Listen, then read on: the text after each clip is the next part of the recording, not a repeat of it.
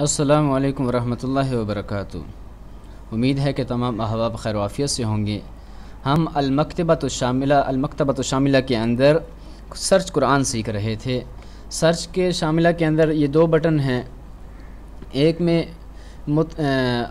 بحث فی القرآن الکریم الکتاب الحالی، یہ محدود سرچ کے لیے ہے کہ صرف قرآن کریم میں یا کوئی کتاب آپ کے اوپر کھلی ہوئی ہے، آپ کے فولڈر آپ نے کھول کے رکھی ہے، اسی میں سرچ کرے گا۔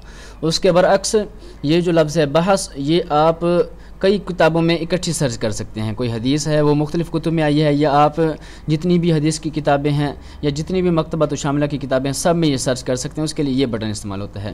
آج ہم اسی آپشن کو مزید پڑھیں گے کہ جو بحث فی القرآن الکریم اور الکتاب الحالی کا آپشن ہے۔ ہم نے یہاں پر کلک کیا تو یہ آپ کے سامنے کھل گیا۔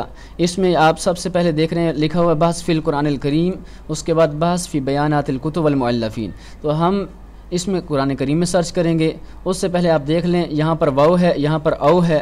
تو واو کا مطلب یہ ہوتا ہے کہ آپ قرآن کے اندر جس آیت کے بارے میں سرچ کرنا چاہ رہے ہیں وہ ایک ہی آیت ہے اور اس میں جو الفاظ ہیں وہ ایک ہی آیت میں ہیں۔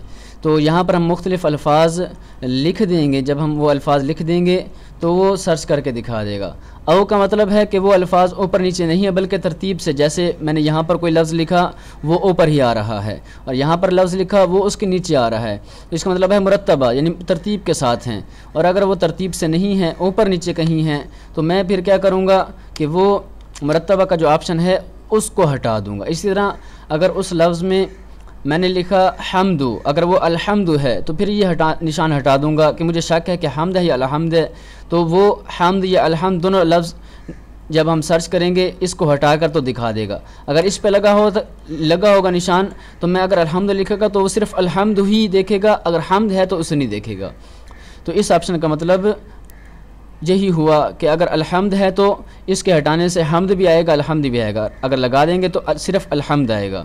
اسی طرح نیچے جو ہے تجاہل الفروق بین الحمزات و نحوہا، اگر اس میں آپ نے الف لکھا ہے اور حمزہ ہے یا الف مد آ ہے تو پھر تو یہ نشان آپ لگا دیں کہ یہ فرق نظر انداز کر دیں۔ اور اگر اس میں آپ نے الف مد آ لکھا اور الف مد آ ہی ہے اور وہی آپ نے ڈھونڈنا ہے، پھر آپ یہ نشان ختم کر دیں گے تاکہ وہی الف مد آ ہی ڈھونڈے۔ تو آج صرف ہم قرآن کے اندر ہی سرچ کا طریقہ سیکھیں گے۔ مزید ہم یہاں پر کوئی ایک آیت لکھتے ہیں، آیت یا کچھ مختلف الفاظ لکھتے ہیں اور اس کے بعد ہم سرچ کرتے ہیں۔ یہاں پر ہم نے لکھا یاسین، تو ہم نے جب اس پہ سرچ کیا تو یہ آپ دیکھ سکتے ہیں کہ یاسین کے جو لفظ ہیں وہ کھل کر ہمارے سامنے آ گئے۔ یہ لفظ یاسین لکھا ہوا ہے۔ اب ہم اس ڈبے کے اندر مختلف الفاظ لکھتے ہیں اور پھر اس کے بعد سرچ کرتے ہیں۔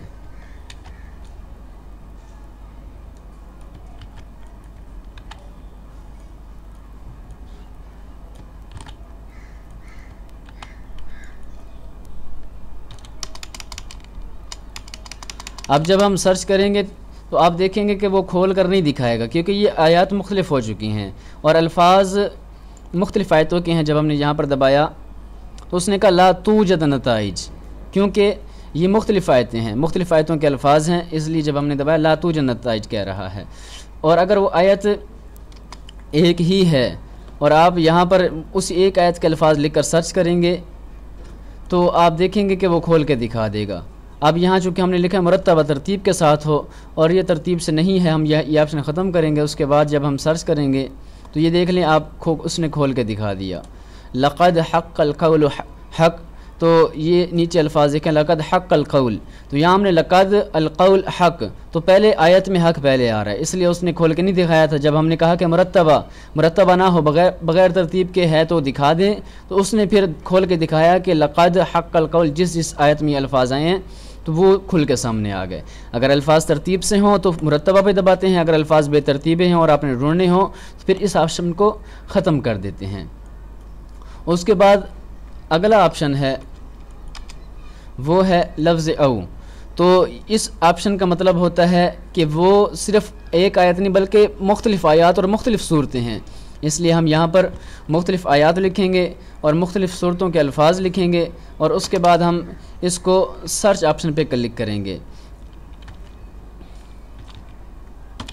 تو یہ ہم نے 3 الفاظ لکھ دیے، یاسین، حق، لفظ اللہ۔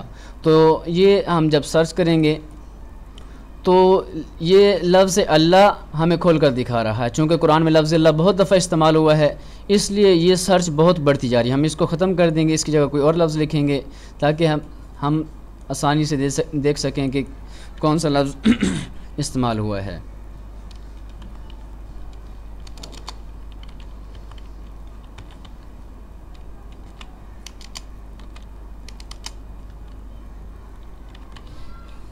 یہاں پر ہم نے ایک لفظ لکھا الحمد، اور پھر اس کے بعد یاسین حق الحمد، اس پہ ہم نے سرچ کی تو آپ دیکھ رہے ہیں الحمد بھی چونکہ کافی دفعہ استعمال ہوا ہے، اس لیے وہ یہ آپ کو کھول کے دکھا رہا ہے مختلف آیتوں میں جہاں جہاں لفظ الحمد آیا ہے، اور پھر جہاں پر یاسین آئے گا وہ بھی آپ کو وہ کھول کے دکھائے گا۔ یہ دیکھیں، آپ دیکھ سکتے ہیں یہاں پر اس نے یاسین کھول کر دکھایا۔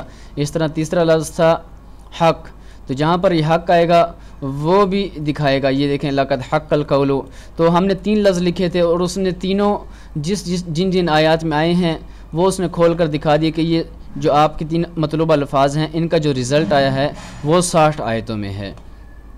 تو یہ دوسرا آپشن اس کے لیے استعمال ہوتا ہے کہ مختلف آیات میں وہ الفاظ استعمال ہوئے ہیں مختلف صورتوں میں، تو پھر آپ یہاں پر وہ لکھیں گے اور سرچ کریں گے تو وہ کھول کر آپ کو دکھا دے گا۔ امید ہے کہ آپ کو یہ سرچ آپشن قرآن کے اندر کس طرح سرچ کرتے ہیں وہ سمجھ آ چکا ہوگا۔ مزید ہم حدیث کے اندر سرچ کا طریقہ اگلے سبق میں پڑھیں گے۔ اگر آپ کو اس بارے میں کوئی مسئلہ درپیش آئے تو آپ میرے ان اکاؤنٹس پر مجھ سے رابطہ کر سکتے ہیں۔ وآخر دعوانا ان الحمد للہ رب العالمین، والسلام ورحمۃ اللہ وبرکاتہ۔